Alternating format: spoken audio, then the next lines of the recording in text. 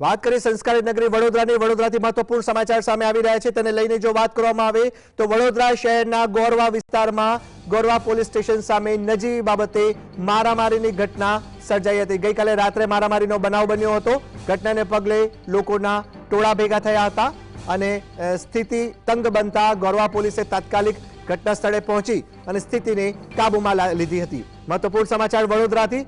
ગોરવા વિસ્તારની વાત કરવામાં આવે તો ગોરવા વિસ્તારમાં અચાનક જ તંગદિલીનો માહોલ જોવા મળ્યો। રાત્રે લોકોના ટોળા ભેગા થયા અને જે પ્રાથમિક જાણકારી સામે આવી રહી છે તેને લઈને વાત કરવામાં આવે તો નજીવી બાબતે બોલાચાલી થતા ઘર્ષણનું સ્વરૂપ જોવા મળ્યું। લોકોના ટોળા એકત્રિત થયા હતા અને મારામારીનો બનાવ બન્યો, જેને લઈને ગોરવા પોલીસે સઘન તપાસ હાથ ધરી અને સ્થિતિ ઉપર કાબુ મેળવ્યો હતો।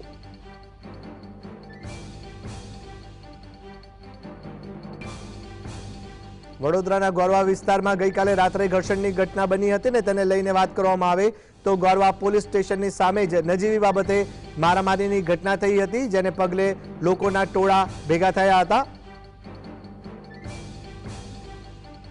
વધુ જાણકારી માટે ફોન લાઈન પર જોડાયા છે વડોદરાથી સંવાદદાતા રૂપેશ।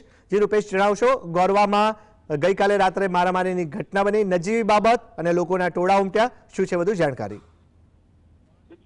વડોદરા શહેરના ગોરવા વિસ્તારની ઘટના છે કે જ્યાં નજીવી બાબતે બોલાચાલી થઈ। બોલાચાલી અચાનક મારામારીમાં પ્રવૃત્તિ। પોલીસ મદદથી કહેવાય છે કે 100-200 મીટરના અંતરે જ આ ઘટના બનતા પોલીસ પણ દોડી આવી ટોળાને વિખેર્યા, પરંતુ જે હદની મારામારી થઈ વિસ્તારમાં આ ઘટનાને પગલે બિલકુલ ઉત્તેજના ફેલાઈ અને ભયનો માહોલ પણ નજરે પડી રહ્યો હતો। જી રૂપેશ, આપ જોડાયા, આપનો આભાર। તો વડોદરાના ગોરવામાં એક નજીવી બાબતે મારામારીની ઘટના થઈ। મારામારીની ઘટના બાદ તંગદિલી ફેલાતા પોલીસે સ્થિતિ ઉપર કાબુ મેળવ્યો હતો।